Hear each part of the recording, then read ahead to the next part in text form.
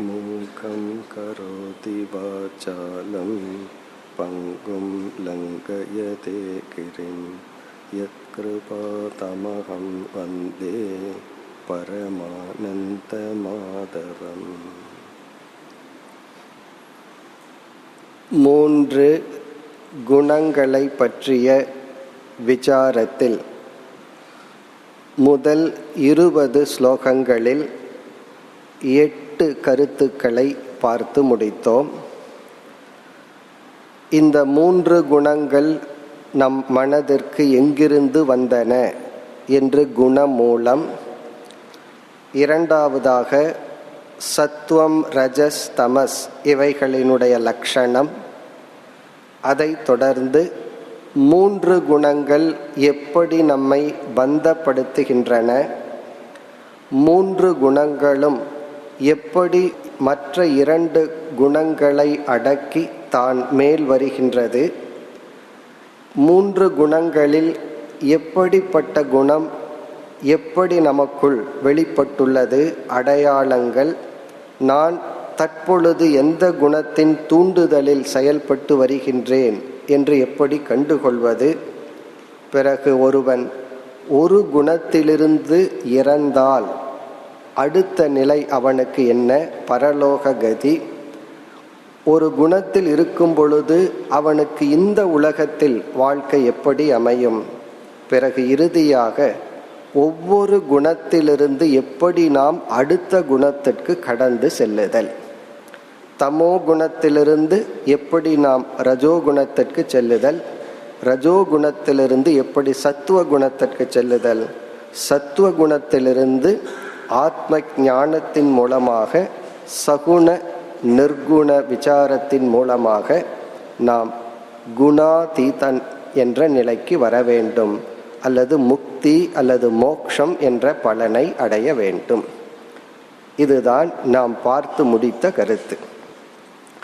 இவ்விதம் பகவான் பேசி முடித்தவுடன் அர்ஜுனனிடமிருந்து ஒரு கேள்வி வருகின்றது.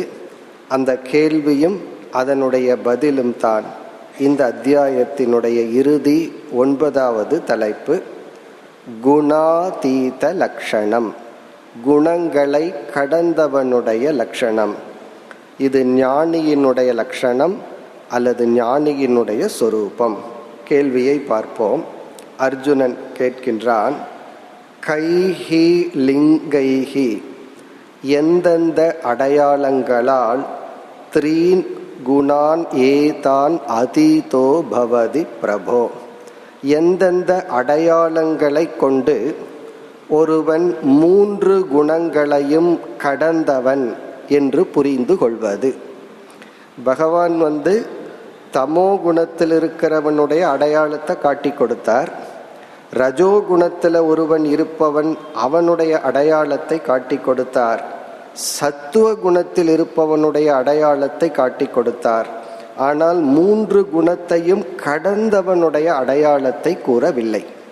ஆகவே அர்ஜுனனுடைய கேள்வி, கைஹி லிங்கைஹி த்ரீன் குணான், எந்தெந்த அடையாளங்கள் மூலமாக 3 குணத்தையும் கடந்துள்ளவனை நாம் புரிந்து கொள்வது? இந்த அர்ஜுனனுடைய கேள்வியில் 2வது அம்சம், கிம் ஆச்சாரக, அவன் தன்னை எப்படி நடத்தி கொள்வான்? 3 குணத்தையும் கடந்தவன் இந்த உலகத்தில் மற்றவர்களிடம் வாழ்ந்து கொண்டிருக்கும் பொழுது அவன் எப்படி தன்னை நடத்தி கொள்வான்?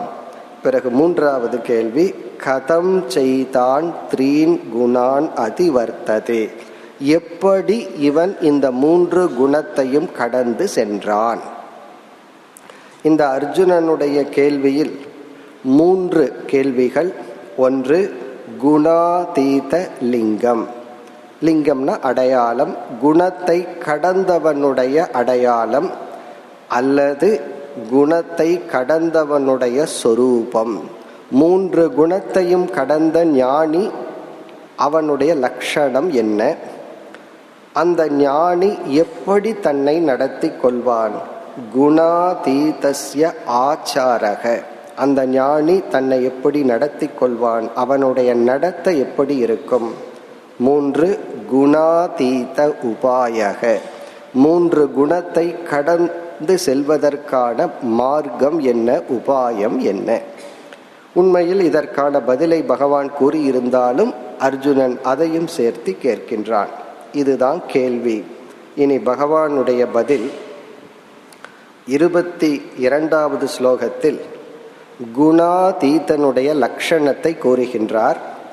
23, 24, 25 இந்த 3 ஸ்லோகங்களில் குணாதீதனுடைய நடத்தையை வர்ணிக்கின்றார். ஆச்சாரக, அவன் எப்படி தன்னை நடத்தி கொள்வான். கடைசி 2 ஸ்லோகங்கள் 26, 27 குணாதீத உபாயம், எப்படி குணாதீதன் ஆவது, இந்த கேள்விக்கான பதில். இதுதான் பகவானுடைய பதில். இனி நாம் வரிசையாக செல்வோம். முதலில் குணத்தை கடந்தவனுடைய அடையாளம் லிங்கம். காரணம், அர்ஜுனன் அதீதக என்ற வார்த்தையை பயன்படுத்தியுள்ளான். கடந்தவன், முக்குணத்தையும் எரித்தவன். சிவனை முப்புறத்தையும் எரித்தவன் சொல்லும் பொழுது இங்க சத்துவம், ரஜஸ், தமஸ் என்ற அர்த்தத்திலும் கூறுவார். பகவான் இந்த 3 குணத்தையும் எரித்து விட்டார், கடந்துள்ளார் என்றெல்லாம் சொல்வார்கள். அப்படி குணாதீதனுடைய அடையாளம். இந்த அடையாளத்தை பகவான் என்னவென்று கூறுகிறார்னு பார்ப்பதற்கு முன்பு ஒரு சில கருத்துக்களை நாம் ஞாபகப்படுத்தி கொள்ள வேண்டும். 2வது அத்தியாயத்தில் ஸ்தித பிரக்ஞ லக்ஷணம் என்ற தலைப்பில் ஞானியை பகவான் வர்ணித்தார். 12வது அத்தியாயத்தில் பராபக்தன் என்ற தலைப்பில் ஞானியை வர்ணித்தார். அதே வர்ணனை தான் இந்த 14வது அத்தியாயத்திலும் குணாதீத லக்ஷணம். இவைகள் எல்லாமே ஞானியினுடைய வர்ணனை, ஞானியினுடைய சொரூபத்தை விளக்குதல், ஞானியினுடைய மனதை விளக்குதல். இது எல்லாமே ஒரே கருத்து தான். அங்கு பக்திங்கிற வார்த்தையில பேசினார், ஸ்தித பிரக்ஞங்கிற இடத்துல ஞானம்ங்கிற வார்த்தையில பேசினார். இங்கு குணம்ங்கிற அடிப்படையில் பகவான் பேசுகின்றார். இப்போ இதில் நாம் புரிந்து கொள்ள வேண்டிய கருத்து, ஒரு ஞானியை எப்படி அடையாளம் கண்டுகொள்வது, ஒரு ஞானி அவன் ஞானியா இல்லையா என்று நம்மால் எப்படி அடையாளம் கண்டுகொள்வது என்ற கேள்வி வரும்பொழுது பகவான் இந்த ஸ்லோகத்தில் இந்த அடையாளங்களை வைத்து யார் ஞானி என்று கண்டுபிடிப்பதற்காக கூறவில்லை. இந்த அடையாளத்தை கையில் வச்சுட்டோம் அப்படின்னா இதை வச்சுட்டு யாருகிட்ட பொருந்துது அவர் ஞானி, அவர்கிட்ட பொருந்தலையா அவர் ஞானி அல்ல என்று மற்றவர்களை ஞானியா இல்லையா என்று கண்டுகொள்வதற்காக இந்த லட்சணத்தை கூறவில்லை. பிறகு எதற்கு கூறியுள்ளார்னா, இந்த லட்சணம் எனக்கு இருக்கிறதா இல்லையா என்று பார்ப்பதற்காக. ஆகவே என்ன சொல்வார்கள், இந்த லட்சணம் ந பரப்பிரத்யக்ஷம் ஸ்வாத்ம பிரத்யக்ஷம், இது மற்றவர்களிடம் தெரியாது. ஸ்வாத்ம பிரத்யக்ஷம்னா இது இருக்கா இல்லையா என்று உனக்கு மட்டும் தான் தெரியும். இங்க ஒரு லட்சணத்தை சொல்ல போறார். இந்த லட்சணம் உன்னிடத்துல இருக்கா இல்லையான்னு தான் கண்டுபிடிக்க முடியுமே தவிர யாரிடத்துல இருக்கு இல்லை என்று கண்டுபிடிக்க முடியாது. ஏனென்றால் சத்துவ குணத்தில் இருப்பவனும் சத்துவ குணத்தை கடந்த ஞானியும் ஒரே மாதிரி தான் இருப்பார்கள். அவனும் தர்மவானா இருப்பான், ஞானியும் தர்மவானா இருப்பான். ஆகவே சத்துவ குணத்தில் இருக்கின்ற ஆத்மாவை அறியாத அஞ்ஞானியும் சத்துவ குணத்தையும் கடந்து இருக்கின்ற ஞானியிடத்திலும் நம்ம வேற்றுமை கண்டுபிடிக்கவே முடியாது. மேலும் சத்துவ குணத்தில் இருப்பவனுக்கு சத்துவ குணத்திலிருந்து சில குறைகள் உண்டு, பந்தப்படுத்துகின்ற தன்மை உண்டு. அந்த தன்மை மற்றவர்களுக்கு தெரியாது, அதுவும் அவனுக்கு தான் தெரியும்.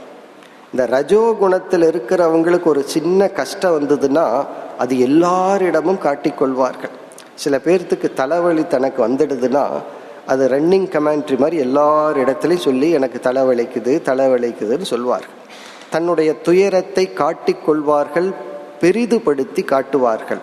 ரஜோகுணத்தில் இருப்பவர்கள். இந்த சத்துவ குணத்தில் இருக்கிற சத்துவ குணத்தினுடைய பந்தன பிரகாரம் இருக்கே, அது ரொம்ப சூக்ஷ்மமா இருக்கும். அது அவருக்குத்தான் தெரியும் நம்ம பந்தப்பட்டிருக்கிறோமா இல்லையான்னு. மற்றவர்களுக்கும் கூட அவர் காட்டிக்கொள்ள மாட்டார். ஏன்னா அந்த சத்துவ குணமே மற்றவங்களை துயரப்படுத்தக்கூடாது, நம்ம கஷ்டம் நம்மோடு இருக்கட்டுன்னு விட்டு விடுவார். ஆகவே சத்துவ குணத்தில் இருப்பவர்கள் பந்தப்பட்டிருக்கிறார்களா இல்லையான்னு நமக்கு தெரியாது. சத்துவ குணத்தையும் கடந்து சத்துவ குணத்தில் இருக்கின்றார்களா இல்லையா என்பதும் நமக்கு தெரியாது. இதுல முக்கிய கருத்து என்னவென்றால், குணத்தை கடந்த ஞானியை யாராலும் புரிந்து கொள்ள முடியாது. ஆனா தர்மவானா இல்லையான்னு புரிந்து கொள்ளலாம். ஆனா சில பேர் தன் ஞானின்னு நம்ம சொல்றமேன்னா அது ஒரு ஸ்ரத்தையினால். ஞானி இல்லாதவரை ஒரு ஸ்ரத்தையில ஞானின்னு சொல்வது தவறு கிடையாது. அதனால நமக்குத்தான் பலன். இது முதல் கருத்து. இதை வச்சு மற்றவரை நம்ம டெஸ்ட் பண்ணக்கூடாது. அது மட்டுமல்ல, இப்போ இவ்வளவு நேரம் சத்துவ குண ரஜோகுண தமோ குணத்தினுடைய அடையாளங்களை எல்லாம் படிச்சுட்டு யார் யார் என்ன குணத்தில் போடலான்னு நம்ம பண்ணிட்டு இருக்க கூடாது. அதையும் நமக்கு அப்ளை பண்ணணுமே தவிர மற்றவர்களுக்கு அல்ல. ஆனால் மற்றவர்கள் எந்த குணத்தில் இருக்காங்கிற அறிவு நமக்கு இருப்பது நல்லது. ஏன்னா அந்த குணத்திலிருந்து நம்ம பாதுகாத்து கொள்ள அந்த அறிவு நல்லது. ஆனால் அதற்காக இது கொடுக்கப்படவில்லை. இனி அடுத்த கருத்து, குணத்தை கடத்தல், குணத்தை எரித்தல் அப்படிங்கிற விஷயத்துல புரிந்து கொள்ள வேண்டிய விஷயம் ஒன்று உள்ளது. அதாவது அழிவு என்பதை சாஸ்திரம் இரண்டாக பிரிக்கும். நாசத்தை அழித்தல், கடத்தல், விட்டு விடுதல், இதை இரண்டா பிரிக்கிறோம். ஒன்று சொரூப நாசம். சொரூப நாசம்னா அந்த பொருளை அப்படியே அழித்து விடுதல். அந்த பொருள் அப்படியே அழிச்சிட்டா அது சொரூப நாசம். அதுக்கு எது வேணாலும் உதாரணமாக எடுத்துக்கலாம். புஸ்தகம் இருக்கு, அதை நெருப்பில் போட்டுட்டோம் அப்படின்னா அந்த புஸ்தகங்கிற தன்மையே அழிந்து விடுகிறது. அது சொரூப நாசம். இனியொரு நாசம் இருக்கின்றது, அது காரிய நாசம். காரிய நாசம் என்றால் அது பார்க்கறதுக்கு அப்படியே தான் இருக்கும், அதனுடைய முக்கிய செயல் அதனிடம் இருக்காது. அதனுடைய ஒரு முக்கிய காரியம் அதனிடம் இருக்காது. நிலக்கடலை இருக்கு, அதனுடைய முக்கிய காரியம் அதை விதைச்சோம் அப்படின்னா அதுக்குள்ள ஒரு லைஃப் இருக்கு, அது செடியா வரும்.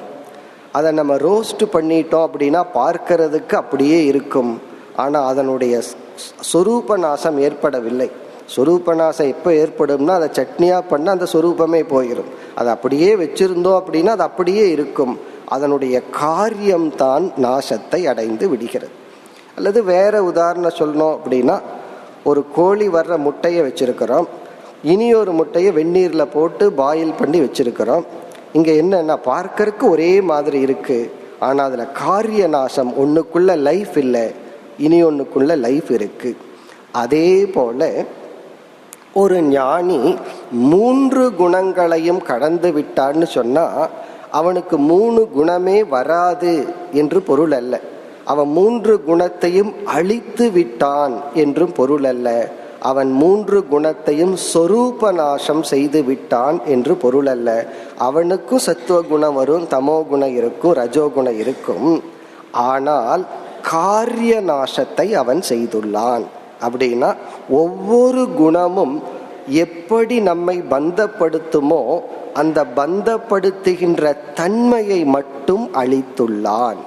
அவனுக்கு தமோ குணம் வர்றதுனால தான் தூங்குறான், ரஜோகுணம் வர்றதுனால ஏதாவது ஆக்டிவிட்டிஸ் பண்றான், சத்துவ குணம் இருக்கிறனால அறிவை அடைகின்றான், போதிக்கின்றான், ஏதாவது பண்றான். ஆனால் சத்துவ குணத்தினுடைய பந்தப்படுத்துகின்ற தன்மையை அழித்து விட்டான், ரஜோகுணத்தினுடைய பந்தப்படுத்துகின்ற தன்மையை அழித்துள்ளான், தமோ குணத்தினுடைய பந்தன தன்மையைத்தான் அழித்துள்ளான். அப்ப நம்ம என்ன புரிஞ்சுக்கணும், ஞானி குணத்தை கடந்தவன்னு சொன்னா அவனுக்கு எந்த குணமும் இல்லை என்று பொருள் அல்ல. 3 குணமும் இருக்கின்றது, ஆனால் 3 குணத்தினுடைய காரிய நாசத்தை செய்துள்ளான். சொரூப நாசம் எப்ப நடக்குதுன்னா விதேக முக்தி காலத்தில்.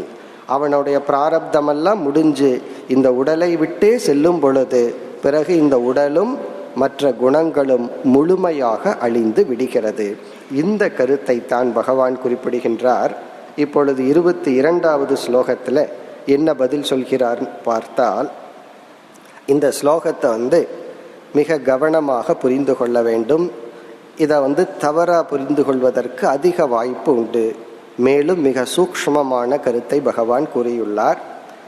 பிரகாசம் ச பிரவருத்திம் ச மோகமேவச பாண்டவ நத்வேஷ்டி சம்பிரவருத்தானி ந நிவருத்தானி காங்க்ஷதி. அதாவது இந்த ஸ்லோகத்தில் பகவான் குணத்தை கடந்தவனுடைய அடையாளம் அல்லது சொரூபத்தை கூறுகின்றார். குணாதீத லிங்கம் அல்லது குணாதீத சொரூபம். இதை நம்ம அப்படியே டிரான்ஸ்லேட் பண்ணி படித்தா என்ன பொருள் வருகிறது என்று பார்ப்போம். பிறகு விசாரத்துடன் இதை எப்படி பொருள்படுத்த வேண்டும் என்று பார்ப்போம். இதை அப்படியே படித்தா என்ன அர்த்தம் வருது? ஞானிக்கு பிரகாசம் சத்துவகுணம், பிரவிருத்தி அப்படின்னா ரஜோகுணம், மோகக அப்படின்னா தமோகுணம். 3 குணத்தையும் 3 சொல்லால பகவான் வர்ணிக்கின்றார். பிரகாசம் பிரவிருத்திகி மோகமேவச்ச பாண்டவ. இப்படி 3 குணங்கள், பிரகாசம்ங்கிற லட்சணத்துடன் இருக்கின்ற சத்துவகுணம், பிரவிருத்தி செயல்கிற லட்சணத்துடன் இருக்கின்ற ரஜோகுணம், பிறகு மோகம் என்ற லட்சணத்துடன் இருக்கின்ற தமோகுணம். ஹே அர்ஜுனா பாண்டவ, நத்வேஷ்டி சம்பிரவருத்தானி. இந்த 3 குணங்களும் தன்னுடைய மனதில் வரும்பொழுது அவன் வெறுப்பை அடைவதில்லை. பிறகு நிவருத்தானி ந காங்க்ஷதி. இந்த 3இல் ஏதாவது குணம் தன்னை விட்டு போகும் பொழுது அவன் போய்விட்டதே என்று ஆசையும் கொள்வதில்லை. அதாவது ஏதாவது குணம் வந்தா இந்த குணம் எனக்கு வந்துடுதுன்னு சந்தோஷப்படுறதில்லை. ஏதாவது ஒரு குணம் தன்னை விட்டு போயிடுச்சா போய்விட்டதே என்று துயரப்படுவதில்லை, அல்லது வந்து விட்டதே என்று வருத்தப்படுவதில்லை, போய்விட்டதே என்று சந்தோஷப்படுவதும் இல்லை. இதை கேட்ட உடனே நமக்கு என்ன புரிகின்றது? அதாவது ஞானிக்கு இந்த 3 குணங்கள்ல எந்த குணம் வந்தாலும் சந்தோஷமும் இல்லை, வருத்தமும் இல்லை. எந்த குணம் தன்னை விட்டு போனாலும் வருத்தமும் இல்லை, சந்தோஷமும் இல்லை, வெறுப்பும் இல்லை, வெறுப்பும் இல்லை. நத்வேஷ்டி சம்பிரவருத்தானினா இதுல ஏதாவது குணம் வந்தா அவன் வெறுப்பதில்லை, தன்னையும் வெறுப்பதில்லை, யாரையும் வெறுப்பதில்லை. நிவருத்தானி ஏதாவது குணம் இவனை விட்டு போயிடுதுன்னா ந காங்க்ஷதி, அது போயிடுதேன்னு மீண்டும் அவன் ஆசைப்படுவதில்லை. அதனாலதான் இந்த ஸ்லோகம் புரிவதற்கு கடினம்னு சொல்வது. ஒரு புரியவில்லை என்றால் பரவாயில்லை. இதனுடைய ஆழமான பொருள் என்னவென்றால், இவனிடம் 3 குணங்களும் வரும் போகும். எப்படி என்றால், பிரகாசம், ஞானி பிரதானமாக பொதுவாக சத்துவ குணத்தில் தான் இருப்பான். ஏன்னா சத்துவ குணத்துல இருந்தா தானே ஞானம் கிடைக்கும். சத்துவ குணத்துல இல்லை என்றால் எப்படி ஞானம் கிடைக்கும்? ஆகவே இவன் சத்துவ குணத்துடன் தான் வாழ்ந்து கொண்டிருப்பான். ஆகவே இவனுக்கு சத்துவ குணம் எப்பொழுதும் இருந்து கொண்டு இருக்கும். ஆனால் திடீரென்று சில சமயங்களில் பிரவிருத்தி, ஏதாவது ஒரு ப்ராஜெக்ட் பண்ணலாம், ஏதாவது ஒரு சேவை பண்ணலாம், இல்லை ஏதாவது ஒரு புஸ்தகம் எழுதலாம், ஏதாவது ஒரு ஆக்டிவிட்டிஸ், அல்லது ஒரு வெளி உலகத்தில் போய் ஏதாவது ஒரு சர்வீஸ் பண்ணலான்னு திடீர்னு அவனுக்குள்ள ஒரு எண்ணம் வருது. இப்போ பிரவிருத்தின்னு சொன்னால் ஏதோ ரஜோகுணம் அவனுக்கு வருகிறது. உடனே ஞானி நான் இவ்வளவு நேரம் கண்ணை மூடி தியானம் பண்ணி சத்துவ குணத்தில் இருந்தேன், என்னால் தியானம் செய்ய முடியவில்லை, ஏதாவது செயல்படணும்னு தூண்டி ரஜோகுணம் வந்து விட்டதே என்று அந்த ரஜோகுணத்தை வெறுத்து அவன் தன்னை துயரப்படுத்தி கொள்ள மாட்டான். அவன் அதை ஏற்றுக்கொள்வான். ஓகே, இப்போ என் மைண்டில் ஒரு ஆக்டிவிட்டிஸ் பண்ணலான்னு தோணி இருக்கு, ரைட், நான் செய்கின்றேன் என்று அதை அவன் மேற்கொள்கின்றான். இனி அடுத்தது ஒரு வார்த்தையை பகவான் சொல்றார், மோகம் ஏவச்ச. ஞானிக்கு சில சமயங்களில் மோகம் வருகிறது என்றால் அதையும் இவன் வெறுக்க மாட்டான், அதை நினைத்தும் வருத்தப்பட மாட்டான். இது ஏன் கடினம், கவனமா படிக்கணும்னு சொன்னோம்னா இந்த சொல்லுதான். அப்ப ஞானிக்கு மோகம் வரலாம், மோகம் வந்தாலும் வந்துட்டு போகட்டும்னு விட்டுருவானே, அதைத்தானே நான் இப்பவே பண்ணிட்டு இருக்கேன்னு சில பேர் சொல்வார். அது ஞானியாகி ஏன் நான் பண்ணணும், எனக்கு மோகம் வந்துட்டும் போயிட்டு இருக்கு, நானும் கண்டுக்காம தானே இருக்கிறேன்னு நமக்கு தோன்றும். இந்த இடத்துல என்ன புரிந்து கொள்ள வேண்டும், ஞானி இந்த உலகத்தில் வாழ்ந்து கொண்டிருக்கும் பொழுது இந்த உலகத்தை பற்றி அவனுடைய ஜட்ஜ்மெண்ட் முடிவுகள்லாம் இந்த உலகம் அவனுக்கு கொடுக்குற டேட்டாவை வச்சு தான் இருக்கும். இந்த உலகம் அவனுக்கு என்ன செய்தியை கொடுக்குதோ அதை வச்சு தான் சில முடிவெல்லாம் பண்ணுவான். சில சமயங்களில் அவனுடைய புத்தி விவகாரத்தில் ஏதாவது ஒரு தவறான முடிவெடுத்து விட்டால், மோகம்னா என்ன, இந்த சூழ்நிலையை புரிஞ்சுக்காம ஏதாவது ஒரு ராங் டிசிஷன் எடுக்கிறது. ஒரு சிஷ்யனை தப்பா புரிஞ்சுக்கலாம், அல்லது சரியான சிஷ்யனை வேண்டான்னு அனுப்பலாம், அல்லது இந்த ஞானி இல்லறத்தில் இருப்பவனாக இருந்தால் இல்லறத்தில் எவ்வளவு டிரான்சாக்ஷன் இருக்கு, யாரையாவது தவறா புரிஞ்சுக்கலாம், அல்லது இந்த ஞானி ஏதாவது சர்வீஸ் பண்ணிட்டு இருக்கும்போது இவனுடைய டிசிஷன் தப்பான முடிவில் ஏதாவது ஒரு டேமேஜ் யாருக்காவது நடந்திருக்கலாம். இந்த மாதிரி விவகாரத்தில் உள்ள மோகத்தை பகவான் பேசுகின்றார். இங்க மோகம் என்றால் நம்முடைய புத்தி நமக்கு கிடைச்ச டேட்டா அல்லது நமக்கு கிடைச்ச செய்தியை வச்சு ஏதோடு முடிவு பண்ணுது. அப்படி தன்னுடைய புத்தி தவறான முடிவை எடுத்து அதனால சில பேர் கஷ்டப்படுகிறார்கள் அல்லது தானே கஷ்டப்படுறான். இப்படி ஒரு சூழ்நிலை வந்தாலும் அவன் என்ன நினைப்பானா, இந்த புத்தி என்னுடையதல்ல, இது ஏதோ ஒரு புத்தி, நான் எத்தனையோ ஒரு புத்தியை நான் வேடிக்கை பார்க்கிறேன், அவர்களுடைய தவறை நான் மன்னிக்கின்றேன். எந்த புத்தி என்ன தப்பு பண்ணினாலும் என்னால் அதை அனாத்மானு மன்னிக்க முடியும் பொழுது இந்த புத்தி செய்யும் தப்பை நான் ஏன் மன்னிக்க மாட்டேன். அதாவது மற்றவர்களை நாம் மன்னிக்கும் பொழுதுதான் நாம் நம்மை மன்னிக்க முடியும். நம்ம ஏன் மற்றவங்களை மன்னிக்கணும்னு சொல்றோம்னா, மற்றவங்களை நம்ம மன்னிக்கிறதுனால அவங்க செஞ்ச பாவத்திலிருந்து அவர்கள் தப்பிக்கொள்வதில்லை. மற்றவர்களை மன்னித்து பழக பழகத்தான் அதனுடைய பலன் நம்மை நாம் மன்னிப்போம். இப்போ இந்த இடத்துல ஞானி இந்த புத்தி தன்னுடையதா ஓன பண்ணிக்க மாட்டான். அதே சமயத்தில் யாராவது ஞானியை புகழ்ந்து உங்களுடைய புத்தி நல்லா இருக்கு, நீங்க சமுதாயத்துக்கு ரொம்ப சேவை செய்கிறீர்கள்னாலும் அவர்கள் ஏதோ தெரியாம சொல்கிறார்கள். உண்மை என்னன்னா இந்த புத்தி தனக்கு சொந்தம் அல்ல, இது ஒரு கருவி என்று அதை ஈஸ்வரனுக்கு அர்ப்பணித்து விடுவான். ஒரு புகழ் என்று சத்துவ குணத்திலிருந்து வந்தா அதில் மகிழ்ச்சி அடைய மாட்டான். காரணம் என்ன, அவன் ஏற்கனவே மகிழ்ந்துள்ளான். அவன் ஏற்கனவே நிறைந்திருப்பவனை எப்படி நிறைக்க முடியும்? அந்த புகழையும் ஏற்றுக்கொள்வான், அவமானத்தையும் இகழையும் ஏற்றுக்கொள்வான். இகழ் மற்றவங்க தப்பு செஞ்சா ஏற்றுக்கொள்றது வேற, தன்னுடைய இந்த புத்தியே தப்பு செய்தாலும் அந்த தவறை இவன் மன்னிப்பான். அந்த தவறை நினைச்சு இவன் தன்னை துயரப்படுத்தி கொள்ள மாட்டான். இந்த அளவுக்கு இதை பார்ப்போம். இதை நமக்கு ரொம்ப விளங்கவில்லைன்னா பரவாயில்ல. ஆனால் இந்த இடத்துல மோகம்ங்கிற இடத்துல ஞானி மீண்டும் அனாத்மா விஷயத்துல போய் அதர்மம் செய்வான் என்றெல்லாம் பொருள் எடுத்து கொள்ள கூடாது.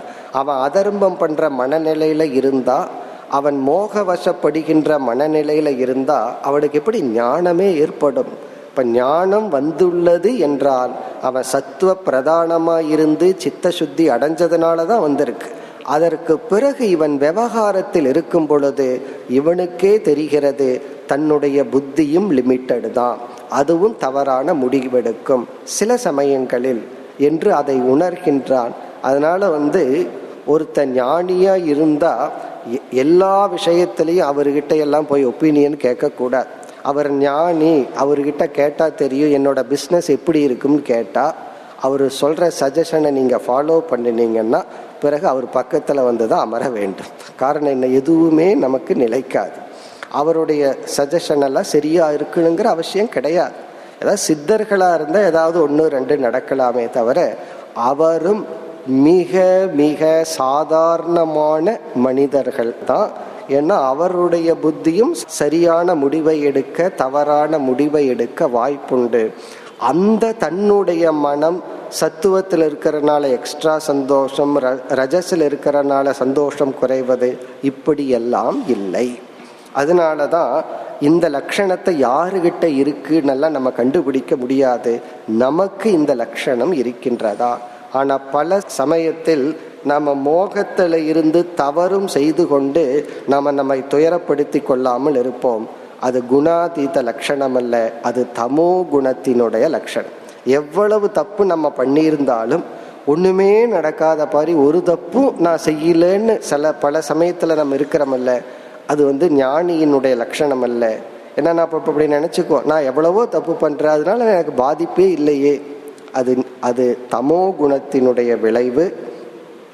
அதனால இந்த லட்சணத்தை எல்லாம் ஞானி இப்படிப்பட்ட மனநிலையில் இருப்பான்னு சாஸ்திரம் சொல்லியிருக்கு.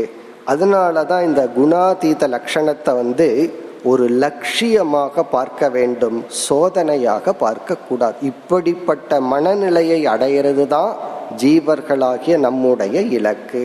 இது நம்ம இன்ஸ்பயர் பண்ணணுமே தவிர இது யாருகிட்ட இருக்கு எனக்கு இருக்கான்னு கூட பார்க்க கூடாது. அது மட்டுமல்ல, இந்த லட்சணத்தை பார்த்த உடனே சிலருக்கு ஆசை வந்துடும், இந்த லட்சணம் எனக்கு வரணுமே, நாளையிலேருந்து வந்துருமா, நாளை மறுநாள்லேருந்து வந்துருமான்னு உடனே இது நமக்கு இருக்குமான்னு எதிர்பார்க்கவும் கூடாது. ஏன்னா இந்த லட்சணம்ங்கிறது எல்லா தவத்தினுடைய முடிவு, அனைத்து சாதனையினுடைய முடிவு. இது ஒரு மனிதனுடைய இலக்கு. இந்த லட்சணங்கள் எல்லாம் உடனே இருக்கணும்னு எதிர்பார்க்க கூடாது. யாரிடத்துல இருக்குன்னு நம்ம சோதனை போட வேண்டாம். இதுதான் நம்முடைய லட்சியம்ங்கிறத பகவான் காட்டி கொடுக்கின்றார். இப்போ பிரகாசம் ச பிரவருத்திம் ச மோகமேவச்ச பாண்டவ, ஞானியினுடைய மனமும் சத்துவம் ரஜஸ் தமஸ் என்ற 3 குணத்தின் வழியாகத்தான் இருக்கும். அவன் அதிக நேரம் சத்துவத்தில் இருந்தாலும் அவனுக்கு ரஜோகுணம் வரும், தமோ குணம் வரும். ஆனால் எந்த குணத்தினாலும் அவன் தன்னை துயரப்படுத்தி கொள்ள மாட்டான். அதுதான் இங்க முக்கியம். தமோ குணத்தினுடைய துயரப்படுத்துகின்ற குணமெல்லாம் இவனுக்கு வராது. அப்படி இவனுடைய புத்தி ஏதாவது தவறு செய்தால், இந்த பிரத்யக்ஷம் அனுமானம் ஆகமம்னு சொல்றோம், அவனுக்கு கண்ணு சரியா தெரியல, கண்ணுல தப்பா ஒன்ன புரிஞ்சுக்கிறான், காது சரியா கேட்கல, தவறா புரிந்து கொள்கின்றான். உடனே வருத்தப்பட்டு இருக்க மாட்டான், நான் தப்பா புரிஞ்சுட்டேனேன்னு சொல்லி. இந்த புத்தி இப்ப தப்பா புரிஞ்சிடுச்சு, எத்தனையோ புத்தி தப்பா புரிஞ்சுக்கிறத நான் மன்னிச்சிருக்கிறேன், நானும் இந்த புத்தியை மன்னிக்கின்றேன் என்று விட்டு விடுவான். அப்ப என்ன லட்சணம்னா, அவனுடைய மனதில் நடைபெறுகின்ற எந்த மாற்றமும் அவனை பாதிக்காது. இப்ப நாம எப்ப ஞானினா, நம்ம மனசில் இருக்கிற எந்த ஏற்றத்தாழ்வுகளும் வருகையும் போவதும் நம்மை எப்பொழுது பாதிக்கவில்லையோ அப்பொழுதுதான் நாம் ஞானத்தை அடைந்துள்ளோம். ஸ்தித பிரஜ்ஞ லட்சணத்துல பகவான் பாசிட்டிவா சொன்னார், இங்க நெகட்டிவா சொல்றார். அங்க ஆத்மன்யே வாத்மனா துஷ்டகன்னு சொன்னார். தன்னுடைய மனதிலேயே தன்னிடத்திலேயே மகிழ்ந்திருப்பவன் ஞானின்னு சொன்னார். இங்க எப்படி சொல்றார்னா, தன்னுடைய மனதிடத்தில் தான் வெறுப்புடன் இருக்காதவன், தன்னுடைய மனதை தான் வெறுக்காதவன் சொல்றார். ரெண்டு ஒன்று தானே. தன்னுடைய மனதிடத்திலேயே தனக்கு போராட்டம் இல்லைன்னு இங்க சொல்றார். அங்க என்ன சொன்னார்? தன்னுடைய மனதில் மகிழ்ந்திருக்கின்றான்னு அங்க சொன்னார். ஆகவே இரண்டு ஒரே லட்சணம்தான். ஸ்தித பிரஜ்ஞ லட்சணமும் அங்கு சொன்ன அந்த முதல் ஸ்லோகத்துல சொன்ன லட்சணமும் இங்கு சொன்ன லட்சணமும் ஒன்றுதான். இதை நம்ம யோசிச்சு பார்த்தோம்னா, இந்த புத்தி உலகத்தை பிரகாசப்படுத்துகிறது. ஞானி என்ன நினைக்கிறான்? ஞானியினுடைய உலகம் தன்னுடைய புத்தி, நான் என்னுடைய புத்தியை பிரகாசப்படுத்துகின்றேன். இந்த புத்தி உலகத்தை பார்த்துட்டு என்ன சொல்லுது? நான் பார்ப்பவன், உலகம் பார்க்கப்படும் பொருள், அதற்கு எனக்கு என்ன சம்பந்தம் இல்லை, நான் பார்ப்பவன். ஞானிக்கு இந்த உலகத்தை போல தன்னுடைய புத்தியே ஒரு உலகமாகிவிட்டது, அதை அவன் வேடிக்கை பார்க்கின்றான். இந்த தன்னுடைய புத்தியை வேடிக்கை பார்த்து சாட்சியாக இருந்து பார்த்து இந்த புத்தியில் வருகின்ற அனைத்து மாற்றங்களையும் அவன் பார்க்கின்றான், துயரப்படுவதில்லை அல்லது தன்னோடு சம்பந்தப்படுத்தி கொள்வதில்லை. இது இறுதி லட்சியம். இதை அடையிறது தான் நம்முடைய குறிக்கோளை தவிர இதையெல்லாம் நம்ம உடனடியாக எதிர்பார்க்க வேண்டாம். இனி அடுத்த கருத்திற்கு செல்லலாம். அடுத்த 3 ஸ்லோகங்களில் 23, 24, 25 ஞானி எப்படி இந்த உலகத்தில் தன்னை நடத்தி கொள்கின்றான், இது பல இடங்கள்ல நம்ம பார்த்த கருத்து தான். சில லட்சணங்களை பகவான் சொல்றார். ஞானி இப்படி இருப்பான். எப்படி? உதாசீனவத் ஆசீனக. முதல் அவனுடைய கான்டாக்ட், அவனுடைய நடத்தை, அவனுடைய ஆச்சாரம். அவனுடைய ஆச்சாரம் எப்படி இருக்குன்னா உதாசீனவத், ஒரு உதாசீனனை போல நடந்து கொள்வான். இந்த வத் அப்படின்னா போல. இவன் ஒரு உதாசீனன் அல்ல, உதாசீனனை போல. சாஸ்திரத்துல ஞானிக்கு சில பேர்த்த ஸ்டாண்டர்டா உதாரணமா சொல்வார்கள். அதுல ஒண்ணு உதாசீனன். உதாசீனன்னா நெகட்டிவ் அர்த்தம் என்னன்னா எதையுமே கண்டு கொள்ளாதவன், எந்த பக்கமும் சாராதவன். அவனுக்கு இந்த இன்டிஃபரண்ட்னு ஆங்கிலத்துல சொல்றான். எதுலையுமே தலையிடாம எதையுமே கண்டுக்காம இருக்கிறவன் தான் உதாசீனன். அதாவது நமக்கு எந்த இடத்துல பொறுப்பு இருக்கோ, ரெஸ்பான்சிபிலிட்டி இருக்கோ, அங்க நம்ம இன்டிஃபரண்டா இருந்தா அது நெகட்டிவ், அது தவறு. இப்ப நம்ம வீட்டை நம்ம சுத்தமா வச்சுக்கணும். வீட்டுல சில கடமைகள் எல்லாம் இருக்கு. அங்க நம்ம யாரோ கெஸ்ட் மாதிரி நம்ம வீட்டிலேயே அமர்ந்து கொண்டு இருந்தால் இது ஒரு நெகட்டிவ் வேல்யூ. காரணம் என்ன? இது உதாசீனத்துவம். இப்படி நம்ம இருக்கக்கூடாது. அதனால்தான் போல அப்படின்னு சொல்றாரு. இவன் உதாசீனன் அல்ல, உதாசீனனை போல. இனி ஒரு உதாரணம் உண்மத்தவத்துன்னு சொல்லுவார்கள், பைத்தியக்காரனை போல. இனி ஒரு எக்ஸாம்பிள் பாலவத்து, குழந்தையை போல. அவன் குழந்தையும் அல்ல, பைத்தியக்காரனும் அல்ல, உதாசீனனும் அல்ல. அவர்களிடத்தில் இருக்கின்ற ஒரு குணம் இவனிடத்தில் அறிவுபூர்வமாக இருக்கும். அது என்ன குணம் என்றால் நிஷ்பக்ஷக. உதாசீனகங்கிறதனுடைய பொருள் நிஷ்பக்ஷக. நிஷ்பக்ஷகன்னா யாரிடமும் சாராதவன், யாரையுமே அவன் சப்போர்ட் பண்ண மாட்டான்னு அர்த்தம். அவனுக்கு இவர் எனக்கு பிடிச்சிருக்கார், இவர் எனக்கு பிடிக்கல, அதனால இவருக்கு நம்ம சாதகமா பேசலாம், இவருக்கு சாதகமா பேச வேண்டாம் என்று அவருக்கு கிடையாது. சில பேர் அவர்களுடைய பக்குவத்துல ஞானியிடம் நெருங்கி பழகலாம்.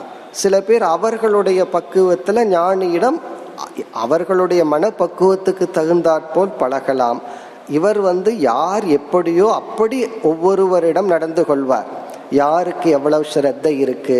இப்போ ஒருவருக்கு ஞானியை நமஸ்காரம் பண்ணிட்டு போய் உங்களுடைய ஆசீர்வாதத்தில் என்னுடைய பிஸ்னஸ் நடந்தா போதுங்கிற அளவு பற்று வச்சிருக்காருன்னு வச்சுக்கோமே, அவர்கிட்ட இவர் போய் தத்துவம் எல்லாம் பேசிட்டு கொண்டு இருக்க மாட்டார், நமஸ்காரத்தை பண்ணி அனுப்பிச்சுட்டுருவார். ஒருவர் தத்துவ விசாரம் பண்ணி அறிவை அடையணும்னு நினைக்கிறார், அவரிடம் அறிவை சொல்லுவார். இப்படி எல்லாரிடமும் சமமா நடந்து கொள்வார் என்று பொருள் அல்ல. ஆனால் எல்லாரிடமும் எந்த ஒருவரிடமும் இவருக்கு பற்று தனிப்பட்ட முறையில் விடாது. நிஷ்பக்ஷக, சமமாக இருப்பார், எல்லாரிடத்திலும் சமமாக இருப்பார். இது முதல் லட்சணம். உதாசீனவத் ஆசீனக. இனி சென்ற ஸ்லோகத்தில் சொன்ன முதல் வரியை கொஞ்சம் விளக்கிறார். குணைஹி ந விசால்யதே. அவர் உதாசீனவத் ஆசீனக, குணங்களால், விதவிதமான குணங்கள் வரும்பொழுது அந்த குணங்களால் இவர் தாக்கப்பட மாட்டார். அதாவது சத்துவ குணம் வந்ததுன்னா அந்த சத்துவ குணத்தையும் அவர் அளவா வச்சுட்டு விட்டுருவார். எப்ப ரஜோகுணம் தேவையோ அந்த ரஜோகுணத்தை பயன்படுத்துவார். அந்த குணம் இவரை ஆட்கொள்ளாது. அதே போல தமோ குணத்தையும் பயன்படுத்துவார். தமோ குணம் இவரை ஆட்கொள்ளாது. இப்போ குணைஹி ந விசால்யதே என்றால் இந்த குணங்களால் அவர் பாதிக்கப்பட மாட்டார். உதாசீனவதாசீனக. பிறகு குணாவர்த்தந்த இத்யேவ யோவ திஷ்டதி நேங்கதே. நேங்கதே என்றால் சஞ்சலப்பட மாட்டார்.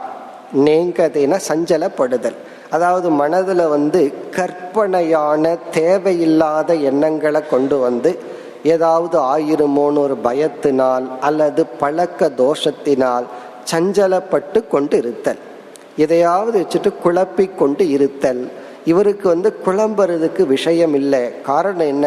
பிரம்மத்தை தவிர ஒரு பொருளும் இல்லைன்னு சொன்னா எந்த ஆப்ஜெக்டை எடுத்துட்டு இவர் குழம்புவார்?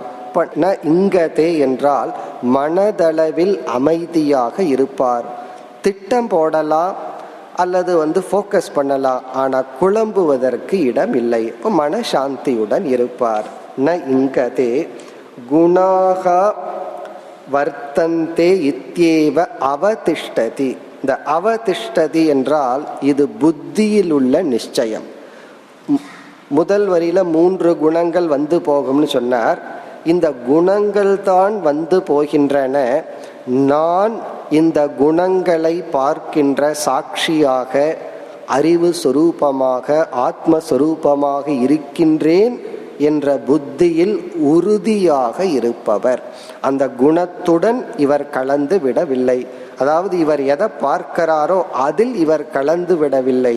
பார்க்கதை தனியாக இருந்து நான் சாட்சி, எனக்கும் இதற்கும் சம்பந்தமில்லை என்ற நிலையில் இருப்பார். பிறகு அடுத்த ஸ்லோகம் சமதுக்க சுகஸ்வஸ்தக. ஸ்வஸ்தக என்றால் தன்னிடத்தில் இருப்பவர். தன்னிடத்தில் இருப்பவர். தன்னிடத்தில் இருப்பவர் அப்படின்னா என்ன? மற்றவர்களெல்லாம் மற்றவர்களிடத்தில் இருக்கிறார்களா என்றால், ஒரு பொருள் மீது நமக்கு ஆசை வந்து விட்டால் நாம் நம்மை இழந்து விடுகின்றோம். அந்த பொருள் தான் நமக்குள்ள ஆக்குப்பை ஆயிரும். அதைவே நினைச்சிட்டு இருப்போம். அதை அடையணும், அதை என்ன பண்ணலாம் என்று நினைச்சிட்டு இருப்போம். ஒரு பொருள் மீது நமக்கு பொறாமை வந்து விட்டால் அந்த பொருள் தான் நம்ம மனசில் இருக்கும். ஆசை வந்து விட்டாலும் சரி, ஒருவர் மீது வெறுப்பு வந்து விட்டாலும் சரி, நம்ம ஆசையை விட வெறுப்பு வந்துட்டா நாம எவ்வளவு நேரம் நம்மைய நினைச்சிட்டு இருக்கிறோமோ அதை விட நாம அவரைத்தான் நினைச்சிட்டு இருப்போம். அவரையே நினைச்சு நினைச்சு வெறுத்துட்டு இருப்போம். இங்க ஸ்வஸ்தக என்றால் அவன் அவனிடத்தில் இருப்பான். யாருக்கு எந்த பொருளுக்கு எந்த மனிதருக்கு எவ்வளவு வேல்யூ கொடுக்கணுமோ அவ்வளவு தான் கொடுப்பான். அதை தனக்குள் எடுத்து கொண்டு சுமந்து கொண்டு இருக்க மாட்டான். நம்ம நம்மைய மட்டுமா சுமக்கிறோம்? இந்த உலகத்துல யார் மீதெல்லாம் விருப்பு வெறுப்பு வச்சிருக்கிறோமோ அவர்களை நாம் மனதில் சுமந்து கொண்டிருக்கின்றோம். ஞானி லக்கேஜ் இல்லாத ஆள் யாருன்னா ஞானி தான். காரணம் என்ன? அவன் யாரையும் சுமக்க மாட்டான். அவன் அவனிடத்தில் இருப்பான். பிறகு சம துக்க சுகக. இந்த ஞானிக்கும் பிராரப்தத்தினால் இந்த உடலுக்கு துயரமான சூழ்நிலைகள் வரும். அது நோயா இருக்கலாம், எது வேண்டுமானாலும் இருக்கலாம், அல்லது அவனுக்கு தேவையான சில பொருள்கள் கிடைக்காம போகலாம். உணவு கிடைக்க வேண்டிய இடத்துல உணவு கிடைக்காம போகலாம். அப்படி ஏதாவது பொருள்கள் அவனுக்கு கிடைக்காம போய் அதனுடைய விளைவாக துயரம் ஏற்படலாம். அதே போல சில சமயங்கள்ல அவனுக்கு எது தேவையோ அது கிடைத்து சுகம் என்ற அனுபவம் ஏற்படலாம். இந்த 2 அனுபவத்தை ஞானி சம துக்க சுகக, அதை 2ஐயும் சமமாக ஏற்றுக்கொள்வான். இந்த இடத்துல முக்கியமா கவனிக்க வேண்டியது, இவனுக்கு சுகமும் துக்கமும் ஒரே மாதிரி தெரியும்னு அர்த்தம் கிடையாது. அப்படி தெரியறதா இருந்தா இனிப்பை சாப்பிட்டாலும் மிளகாயை சாப்பிட்டாலும் ஒரே டேஸ்ட் இருக்கணும். அப்படி அல்ல. இவனுக்கு இது துக்கம்னு தெரிகிறது, துக்கம்ங்கிற அனுபவம் வருகிறது, சுகம்ங்கிற அனுபவம் வருகிறது. ஆழ்ந்த மனதில் 2ஐயும் முழுமையாக ஏற்றுக்கொள்வான். இங்க சமக அப்படின்னா அக்செப்டன்ஸ் என்று பொருள். இந்த ரெசிஸ்டன்ஸ் தான் ப்ராப்ளம். அல்லது அக்செப்டன்ஸ பிறகு எக்ஸ்பெக்டேஷன் வருது, அதுதான் ப்ராப்ளம். இப்போ சுகத்தை நம்ம அக்செப்ட் பண்ணிக்கிறோம், அதனால ப்ராப்ளம் இல்லையேன்னா அதுக்கு அடுத்த என்ன எக்ஸ்பெக்டேஷன் வருது? இது அப்படியே தொடர வேண்டும், நாளைக்கும் கிடைக்குமா, இப்படியே கிடைக்க வேண்டும். அதனாலதான் பொருள்கள் அதிகமாக வந்துட்டா நமக்கு ஏன் பயம் வருதுன்னு சொன்னா, அந்த பொருள்களோடு வாழ்ந்து பழகிட்டோம், மக்கள் கூட்டத்தோடு வாழ்ந்து பழகிட்டோம். இது நமக்கு கிடைக்குமா அப்படிங்கிற ஒரு பயம், எதிர்பார்ப்பு வரும். ஞானிக்கு சம துக்க சுகக என்றால் அவன் சுகத்தையும் துக்கத்தையும் சமமாக மனதிற்குள் எடுத்து கொள்கின்றான், ஏற்றுக்கொள்கின்றான் என்று பொருள். பிறகு சமலோஷ்ட ஆஸ்ம காஞ்சனக. இப்ப ஞானியினுடைய விஷன்ல இனர்ட் ஆப்ஜெக்ட், இது உணர்வுகளை குறித்து சமத்துவத்தை சொன்னார். இந்த ஸ்லோகத்தில எல்லாம் ஞானி சமமாக இருப்பான்கிற கருத்தை தான் சொல்லி வருகிறார். இனி இனர்ட் ஆப்ஜெக்ட், ஜட பொருள்களிடத்தில் அவனுடைய விஷன், அவனுடைய பாவனை என்ன அதை கூறுகின்றார். சமலோஷ்ட அஸ்ம காஞ்சனக. லோஷ்டம் காஞ்சனம் என்றால் தங்கம், மண், கல், மண்ணாங்கட்டி, இவைகளையெல்லாம் இவன் சமமாக பார்ப்பான். அதாவது இந்த உலகத்தில் இருக்கிற பொருள்களை நம்ம பிரித்து வச்சிருக்கிறோம். இப்போ தங்கம் அப்படின்னா இதுக்கு ஒரு வேல்யூ இருக்கு, கல் மண்ணுன்னா அதுக்கு ஒரு மதிப்பு இருக்கு. இவனுக்கு தெரியும் உலகம் இந்த பொருளுக்கு இவ்வளவு வேல்யூ கொடுக்குது, இந்த பொருளுக்கு இவ்வளவு வேல்யூ கொடுக்குதுன்னு. ஆனால் இவனை பொறுத்த வரைக்கும் எல்லாமே ஈஸ்வரனுடைய படைப்பு தான், எல்லாத்தையும் சமமாக பார்ப்பான். அதனால ஒரு பொருள் வர்றதுனால சுகமோ செல்வதனால் வருத்தமோ அவனுக்கு இல்லை. துல்லிய பிரியா பிரியோ தீரக. தீரக ஞானி. துல்லிய பிரிய அப்பிரியக. பிரியமானவர்கள் அப்பிரியமானவர்கள் தங்களிடம் வரும்பொழுது இவன் மனதளவில் சமமாகவே இருப்பான். பிரியமானவர்கள் வந்தாலும் சரி, பிரியமில்லாதவர்கள் வந்தாலும் சரி, இப்போ இரண்டு பேர்த்துக்கிட்ட எப்படி நடந்துக்கணுமோ நடந்து கொள்வான். ஆழ்ந்த மனதில் அவன் ஏற்றுக்கொள்வான். அதே வேல்யூ தான். பிறகு துல்லிய நிந்தாத்ம சம்ஸ்துதிகி. நிந்தனையும், நிந்தனை என்றால் இகழ்ச்சி, சம்ஸ்துதிகி என்றால் புகழ்ச்சி, புகழையும் இகழையும் சமமாக எடுத்து கொள்வான். காரணம் என்னவென்றால் இந்த இரண்டுமே ஞானியினுடைய சாய்ஸ் இல்லாம வருவது. இவன் புகழ் வேணும்னு ஒன்று செய்வதில்லை, அல்லது இகழ் வேணும்னு ஒன்று செய்வதில்லை.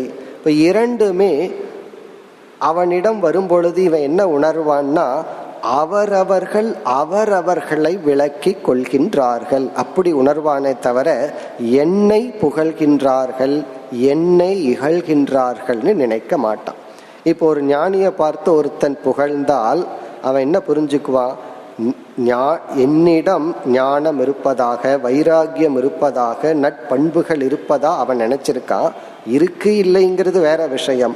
அவன் என்னை புகழவில்லை, அந்த குணங்களில் அவனுக்கு பற்று இருக்கிறது, அதை அடைய விரும்புகின்றான். ஆகவே அவன் மனதில் மதிக்கின்ற சிலதை என்னிடம் இருப்பதாக பார்த்து அவன் அவனையே புகழ்ந்து கொள்கின்றான். இதுதான் சீக்ரெட். உண்மை என்னன்னா நம்ம எதை வேல்யூ பண்றோமோ அதை ஒருத்தர்கிட்ட இருந்தா அவரை நம்ம மதிச்சோம்னா உண்மையிலேயே நம்ம அவரை மதிக்கல. இப்போ ஒருவர் வைராகியத்தோடு இருக்கார், அவரை பார்த்த உடனே வணங்குறோம், மதிக்கிறோம். நம்ம அவரை மதிக்கல, வைராகியம்ங்கிற குணத்தை நாம் மதிக்கின்றோம். ஞானிய வணங்குனா ஞானிய வணங்கவில்லை, ஞானத்தை வணங்குகின்றோம். அதே போல இகழ்ச்சி. இவன் எதெல்லாம் வேண்டான்னு நினைக்கிறானோ, தவறா புரிஞ்சுட்டானோ அதெல்லாம் அவனிடத்துல இருக்கிறதாக நினைத்து இவன் இகழ்கின்றான். அப்ப இவன் யாரை இகழ்கின்றான்? இவன் தன்னையே இகழ்ந்து கொள்கின்றான். தன்னுடைய புத்தியில சில கான்செப்ட் வச்சுட்டான், அது என்னிடத்துல இருக்கிறதாக நினைச்சு அவன் இகழ்ந்து கொண்டு இருக்கின்றான். ஆகவே அந்த இகழ்ச்சிக்கு எனக்கும் சம்பந்தம் இல்லை. ஞானி புகழ் இகழ் இரண்டையும் சமமாக பார்ப்பான். இனி அடுத்த ஸ்லோகத்தில் மானாபமானயோஸ்துல்யக துல்லியோ மித்ராரி பக்ஷயோகோ சர்வாரம்ப பரித்யாகி குணாதீத ச உச்சதே. மீண்டும் அதே கருத்து. மான அபமானயோகோ துல்யக. இவன் மானம் அபமானம் என்ற இரண்டையும் சமமாக பார்க்கின்றான். இப்போ இதுலேயும் நாம் ஒரு கருத்து புரிந்து கொள்ள வேண்டும். நமக்கு ஒரு சந்தேகம் வரலாம், இவன் தான் ஞானி ஆயிட்டானே, இவனுக்கு எதுக்கு அவமானம் வரும்? இவன் ஏதாவது அவமானம் வர்ற மாதிரி தப்பு பண்றாரா? தப்பு பண்ணாதான் அவமானம் வரும். நார்மலா ஒருத்தருக்கு எப்போ இகழ் வரும்? அந்த இகழுக்குரிய தப்பு செய்யும் பொழுது தானே வரும். அப்ப ஞானிக்கு அவமானம் வரும்னா அவர் என்ன தவறு செய்கின்றார்? இதற்கு பதில், இந்த அவமானம் ரெண்டு காரணத்துல வரலாம். ஒன்று, இவர் தவறு செய்து வரலாம், அல்லது இவரை தவறாக புரிந்து கொண்டு அவமானம் வரலாம். இப்ப ஞானிக்கு நம்ம இனியொன்னு வேற நினைச்சிருக்கிறோம், நமக்கு ஞானம் விட்டால் எல்லாம் என்னை புரிந்து கொள்வார்கள், எல்லாமே என்னை அக்செப்ட் பண்ணிக்குவாங்க, எல்லாமே என்னை புரிந்து கொள்வார்கள், என்னை யாரும் வெறுக்க மாட்டார்கள், என்னை எல்லோரும் ஏற்றுக்கொள்வார்கள் எல்லாம் நினைச்சிட்டு இருக்கோம். ஆனால் இது முற்றிலும் தலைகீழா இருக்கு. நம்ம அறிவு வர வர நம்ம ஆன்மீகத்தில் உயர்ந்து போக போக நம்மை புரிந்து கொள்பவர்களுடைய லிஸ்ட் குறைஞ்சிட்டே இருக்கு. நம்ம உலகத்தில் இருக்க இருக்க நம்ம புரிஞ்சிட்டவங்க அதிகமாக இருப்பார்கள். ஆகவே ஞானி ஆயிட்டா நம்மை மற்றவர்கள் புரிந்து கொள்வார்கள்ங்கிறது கிடையாது. நம்மை புரிந்து கொள்ளாதவர்கள் தான் அதிகமாக இருப்பார்கள். ஆகவே அவமானம் என்று வரும் பொழுது ஞானி எப்படி பார்க்கிறான்னா, அவனுடைய அறியாமையினுடைய விளைவாக இவ்விதம் அவன் நடந்து கொள்கின்றான், சொல்லாலோ செயலாலோ அவமதிக்கின்றான் என்று. பொதுவாக யாராவது நம்ம இன்சல்ட் பண்ண நமக்கு ஏன் வருத்தம் வருதுன்னா, அதை உண்மைன்னு நாம் நினச்சி உண்மையிலேயே நான் அப்படி தவறு பண்ணுறேன் அப்படின்னு நினைக்கிறதுனால தான். நமக்குள்ள அந்த செல்ஃப் கான்ஃபிடென்ட் இருந்து இனியொருவருடைய அஞ்ஞானத்தை பார்க்க முடிந்தால் யாருடைய அவமானம், ட்ரீட்மெண்ட் நம்மை துயரப்படுத்தாது. பிறகு துல்யக மித்ர அரிபக்ஷ யோகோ, மேலும் இவன் நண்பர்களிடமும் பகைவர்களிடமும் சமமாக இருப்பான். ஒரு ஸ்லோகத்தில் வனஸ்தஸ்ய முனேகே அபி, வனத்தில் வாழ்கின்ற முனிவர்களுக்கும் கூட 3 விதமான உறவுகள் வரும் அப்படின்னு சொல்லப்பட்டிருக்கு. எதுவுமே வேண்டான்னு போய் காட்டில் உட்கார்ந்தாலும் மனுஷங்கன்னு இவன் பார்த்தான்னா 3 விதமான உறவுகள் இவனுக்கு வருமா. ஒரு விதமானவர்கள் யார் என்றால் இவனை நேசிப்பவர்கள், இனி ஒரு விதமான மனிதர்கள் இவனை வெறுப்பவர்கள், இனி ஒரு விதமான மனிதர்கள் இவனை கண்டு கொள்ளாதவர்கள். உதாசீனன், அதாவது உதாசீனன்னா சில பேர் இருப்பார்கள், நம்ம பிரசன்ஸே அவங்களுக்கு தெரியாது. சில சமயம் அதுவே டிஸ்டர்ப் பண்ணும். நான் இங்கே இருக்கிறேன், என்ன பிரசன்ஸே கண்டுக்க மாட்டேங்கிறாங்களான்னு தோடும். ஞானிய சில பேர் பொருள்படுத்த மாட்டார்கள். சில பேர் நண்பனாக பொருள்படுத்துவார்கள், சில பேர் பகைவனாக பொருள்படுத்துவார்கள். இது ஞானியினுடைய தோஷம் அல்ல, இது உலக மக்களினுடைய தோஷம். அந்தந்த குணத்தை இருப்பவர்கள் அந்தந்த குணத்தில் விவகாரம் செய்யும் பொழுது ஞானி தன்னுடன் சம்பந்தப்படுத்தி கொள்ள மாட்டான். இதெல்லாம் விதவிதமான கோணத்துல விளக்கிறது. சுருக்க என்னன்னா, அவன் தன்னிடத்தில் மகிழ்ச்சியா இருப்பான். யாருடைய பிஹேவியர்னால, செயலினால், சொல்லினால் இவன் துயரப்பட மாட்டான். இனி 2வது வரியில் சர்வாரம்ப பரித்யாகி குணாதீத ச உச்சதே. இதே சொல்ல பகவான் பராபக்த லட்சணத்திலையும் பயன்படுத்தினார். சர்வாரம்ப பரித்யாகி, ஆரம்பக என்றால் செயல், சர்வ ஆரம்பகனா அனைத்து விதமான ப்ராஜெக்ட் செயல்களை எல்லாம் தியாகம் செய்தவன். அப்படின்னா இது இவன் சந்நியாசியா இருந்தா அந்த செயலையே தியாகம் செய்துள்ளான். சில கடமைகள் பிராரப்த கர்மத்தில் இருந்திருந்தால் நான் இதை செய்பவன் என்கின்ற கர்த்திருவம், செய்பவன் என்கின்ற புத்தியை தியாகம் செய்துள்ளான். அதாவது எல்லா விதமான செயல்களிலிருந்தும் தன் மனதளவில் விலக்கி கொண்டவன். நான் எதையும் செய்பவன் அல்ல, அகர்த்தா அபோக்தா. அகர்த்தானா நான் எதையும் செய்பவன் அல்ல, அதனுடைய விளைவுதான் அபோக்தா. எந்த துயரத்தையும் அல்லது லௌகிக சுகத்தையும் அனுபவிப்பவன் அல்ல என்று சொல்லி குணாதீதக சக உச்சதே என்று சொல்லி பகவான் நிறைவு செய்கின்றார். இவன் குணாதீதன் என்று அழைக்கப்படுகின்றான். இப்போ இந்த 3 ஸ்லோகத்தில் இந்த உலகத்தில் அவன் எல்லாரிடமும் சமமாக இருப்பான், தன்னை துயரப்படுத்தி கொள்ள மாட்டான் என்று கூறி குணாதீத லட்சணத்தை முடித்து பிறகு அர்ஜுனன் இனியொரு கேள்வி வேற கேட்டான். என்ன கேள்வி? இந்த குணங்களை எல்லாம் அவன் எப்படி கடந்தான்? உண்மையிலேயே பகவான் ஏற்கனவே சொல்லி இருக்கார் எப்படி ஒரு குணத்திலிருந்து இனியொரு குணத்துக்கு போக வேண்டும் என்று. இருந்தாலும் அர்ஜுனன் இந்த ஞானி எப்படி இதை கடந்து வந்தான், அதற்கு பதில் தான் கடைசி 2 ஸ்லோகங்கள். இங்கே பகவான் என்ன பண்றார், விஸ்தாரமாக பதிலை கூறுவதற்கு பதிலாக பக்தியினுடைய மகிமையை புகட்ட வேண்டும் என்பதற்காக இவன் வந்த பாதையில எத்தனையோ படிகளை கடந்து வந்துள்ளான். ஆனால் எல்லா படிகளுக்குள்ளும் அவனிடம் இருந்த ஒரே ஒரு சாதனை பக்தி என்று பக்தியினுடைய மகத்துவத்துடன் நிறைவு செய்கின்றார். என்ன சொல்கின்றார்? மாம்சயோ வெபிசாரேன பக்தி யோகேன சேவதே.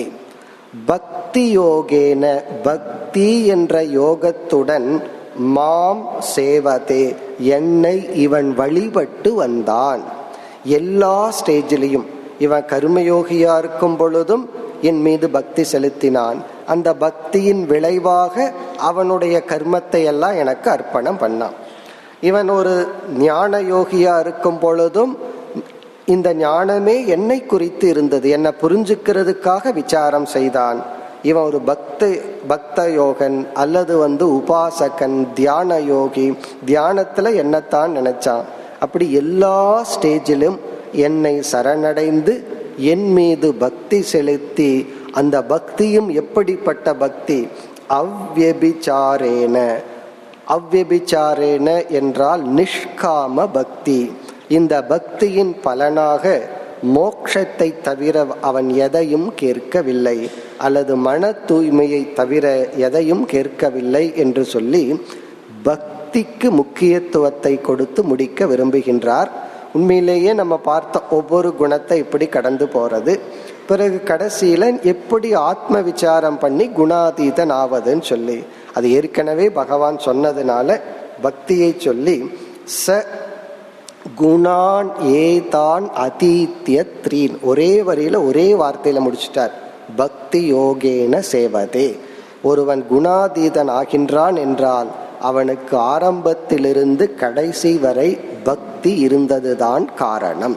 அந்த பக்தியை பற்றி நம்ம 12வது அத்தியாயத்துல பார்த்தோம்.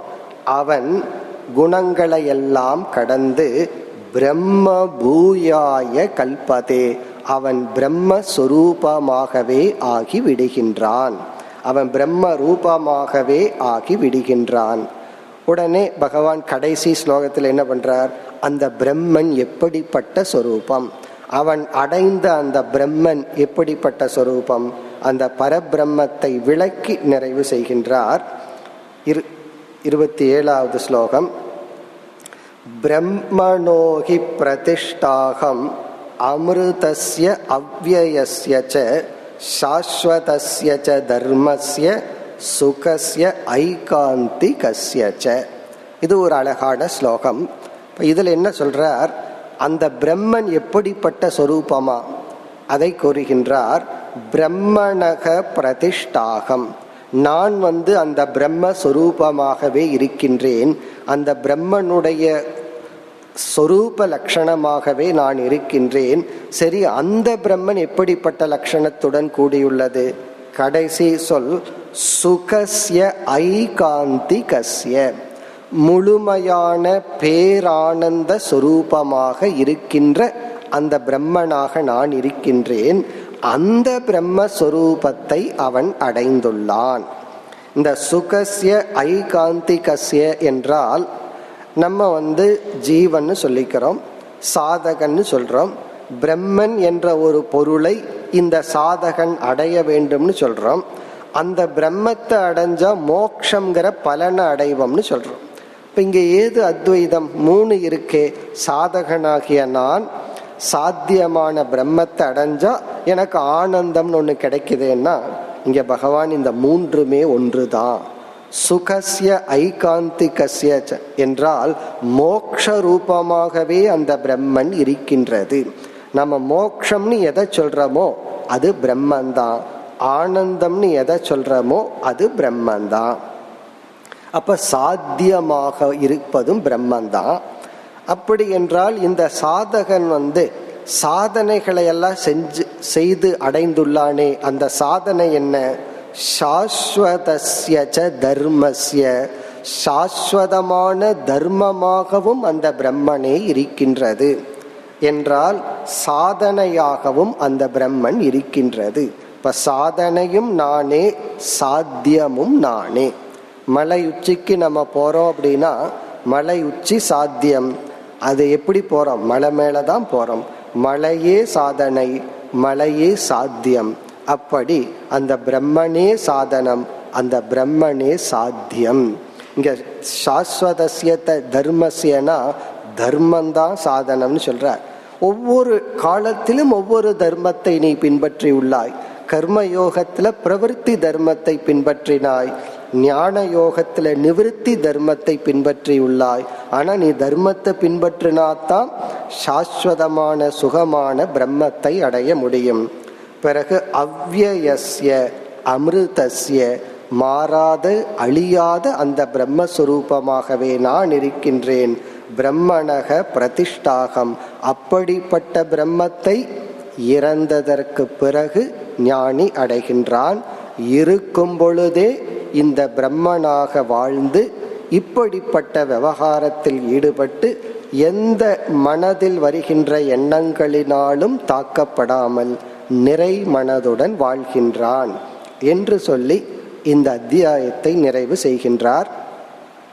நம்ம இந்த அத்தியாயத்தை பார்க்கையில் 3 குணங்கள் மாயையிடமிருந்து வந்ததுன்னு பார்த்து, இந்த 3 குணங்களினுடைய லட்சணங்களை எல்லாம் பார்த்து, 3 குணங்கள் எப்படியெல்லாம் பந்தப்படுத்தும், எப்படி அடையாளம் கண்டுகொள்வதுன்னு பார்த்து, பிறகு ஒவ்வொரு குணத்தை எப்படிப்பட்ட சாதனையின் மூலமாக கடந்து வர வேண்டும்னு பார்த்தோம். அதுல நமக்கு முக்கியம் கர்ம யோகம்தான். தமோ குணத்திலிருந்து ரஜோ குணத்துக்கு வர்ற சாமான்யமான உபாயம். பிறகு யாராருக்கு என்னென்ன குணம் பாதிக்கப்பட்டிருக்கோ அதற்கு தகுந்த சாதனை. பிறகு தியான பயிற்சி, மற்ற சில குண மாற்றங்கள், இவைகள் மூலமா சத்துவ குணத்திற்கு சென்று அங்க கொஞ்சம் வருஷங்கள் இருப்போம். அந்த குணத்திலிருந்து வருகின்ற துயரத்தை நீக்க, அதாவது அந்த சாதனையில் வருகின்ற இன்பத்திலிருந்து விடுதலை அடைய ஆத்ம ஞானத்தின் மூலமாக குணாதீதன்கிற நிலை. இந்த குணாதீதனுடன் இறைவன் கிருஷ்ண பகவான் நிறைவு செய்தார். நாமும் நிறைவு செய்கின்றோம். ஓம் பூர்ணமத பூர்ணமிதம் பூர்ணாத் பூர்ணமுதச்யதே பூர்ணஸ்ய பூர்ணமாதாய பூர்ணமேவாவசிஷ்யதே. ஓம் சாந்தி சாந்தி சாந்தி.